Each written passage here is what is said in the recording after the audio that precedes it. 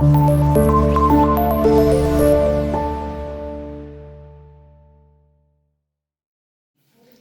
वालेकुम dear student, this is Kashim Majeed your physics teacher.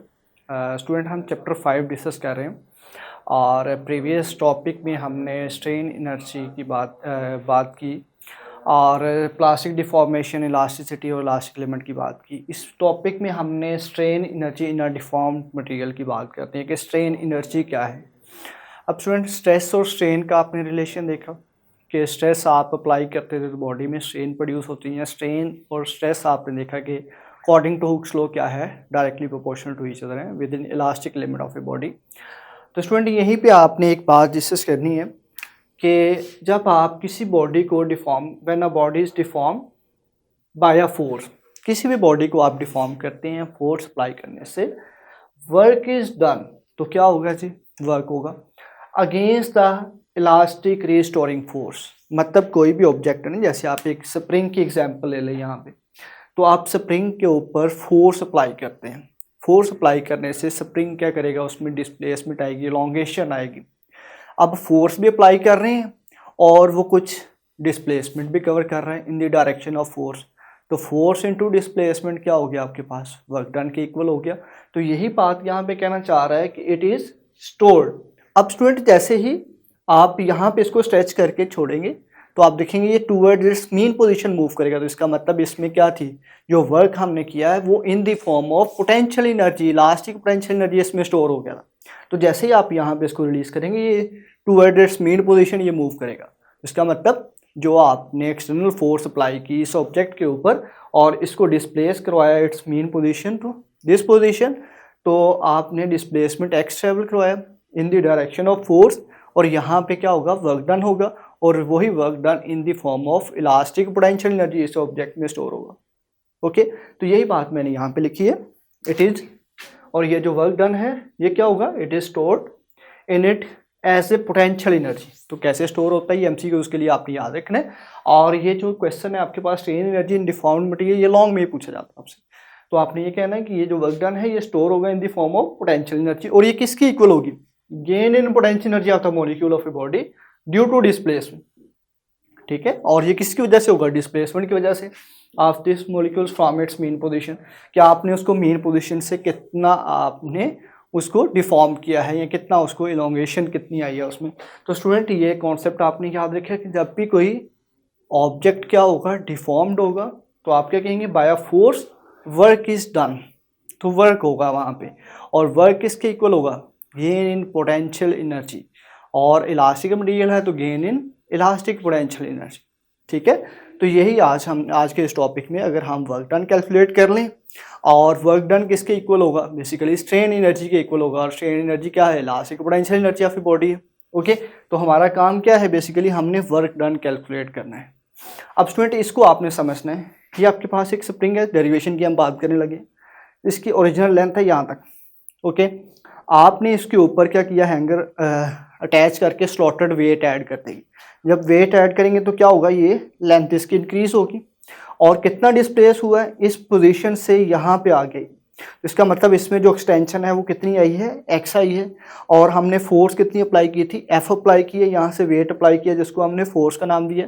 तो force आपने अप्लाई की एफ और उसमें एक्सटेंशन आई है जी एक्स। ये आपके पास इसके डायग्राम से हमने ये देखा।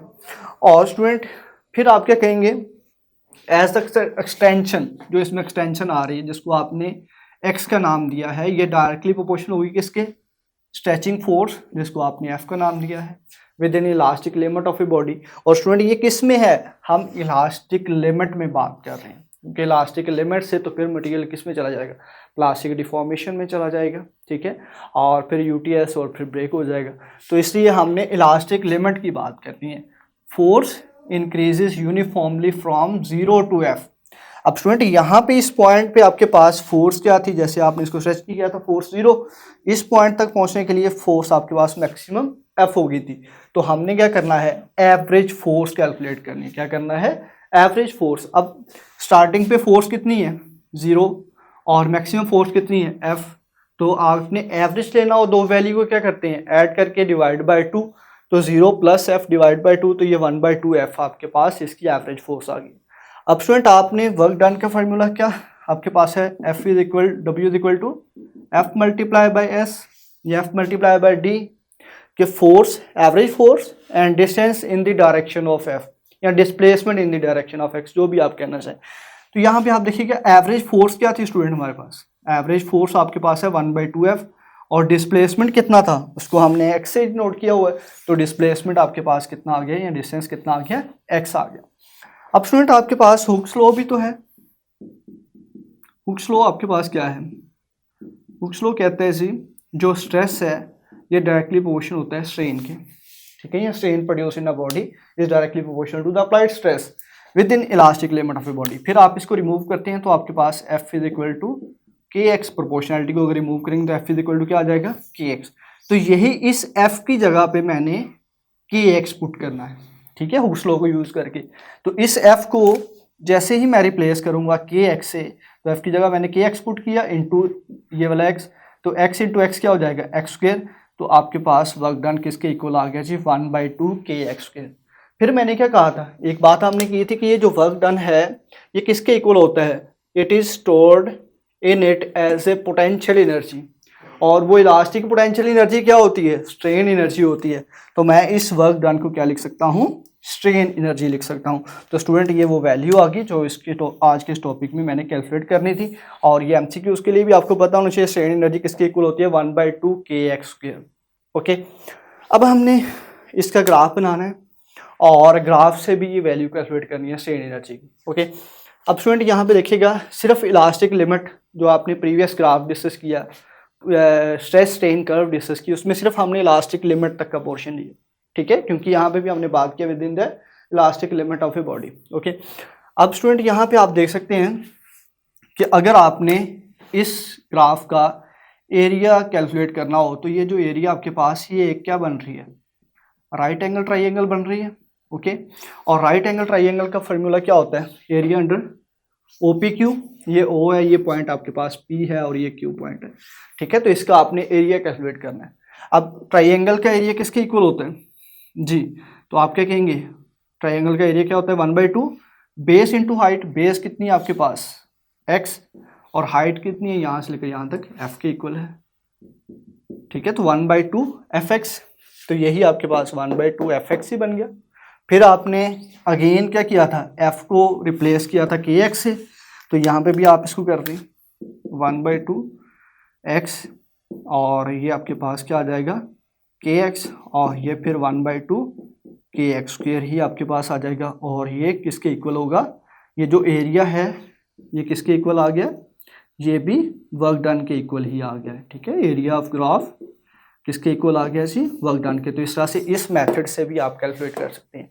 ये आपने मैथमेटिकल रिलेशन से आपने किया, ये ग्राफ से भी आपने कैलकुलेशन कर ली कि 1/2 base into height, base into height, ये आपके पास एरिया ऑफ ट्राइंगल का फार्मूला होता है।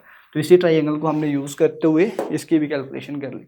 अब स्टूडेंट ये भी आपके पास एक MCQ पूछा जा सकता है कि एरिया जो अंडर इलास्टिक लिमिट आपके पास है यहाँ पे किसके इक्वल आता है, वर्क डन के इक्वल आता है, और ये स्ट्रेन एनर्जी के इक्वल होती है। ओके, और नेक्स्ट आपने क्या करना है कि अगर इस लाइन का स्लोप हो, MCQs के लिए एक्स्ट्रा पॉइंट है, ठीक है, कि स्लोप ऑफ लाइन दिस किसके इक्वल होते हैं, ठीक है। तो स्लोप किसके इक्वल होते हैं आपके पास, y/x। अब y क्या है, ठीक है, इसको हम लिख लेते हैं, y की वैल्यू क्या है, f/x। तो ये जो f/x है ये किसके इक्वल होता है, f इज इक्वल टू क्या होता है, kx, तो k इज इक्वल टू क्या होगा, f/x। इसका मतलब ये f/x किसके इक्वल आ गया जी, k के इक्वल आ जाएगा। तो आप ये कह सकते हैं कि इस ग्राफ की जो स्लोप है वो हमें क्या देती है, इलास्टिक कांस्टेंट या स्प्रिंग कांस्टेंट, आप ये कह सकते हैं। यहाँ पे ये किसके इक्वल होती है जी, स्प्रिंग कांस्टेंट के इक्वल होती है। ओके स्टूडेंट, तो इस तरह से 2 MCQs यहाँ पे बने हैं कि एरिया भी हम निकाल सकते हैं इस ग्राफ का, जो कि किसके इक्वल आया, वर्क डन के, और वर्क डन किसके इक्वल होता है, स्ट्रेन एनर्जी के। और दूसरा अगर आपने इसकी स्लोप निकालनी हो इस लाइन की, और स्लोप किसके इक्वल होती है, स्प्रिंग कांस्टेंट के इक्वल होती है इलास्टिक लिमिट के लिए।